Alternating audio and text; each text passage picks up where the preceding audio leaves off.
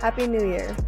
If you're like me and you've started setting goals and working towards them on how you can better take care of your family, let me give you 3 tips on the ways you can be better prepared for an emergency. Tip number 1 is to get products that are going to make your life easier in the case of emergency. A flashlight that is rechargeable by the sun, solar flashlight, and also a battery pack so that you can charge your devices, especially your cell phones, things that you're going to need in the case of an emergency, with the battery pack. Tip number 2 would be to get yourself some sort of solar panel so that you have a way to generate more energy.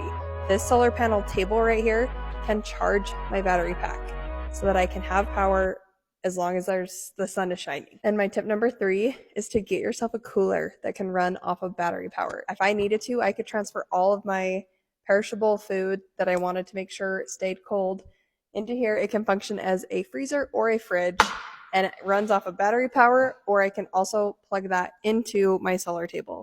The great part about all of these items is I can also use them when I'm camping.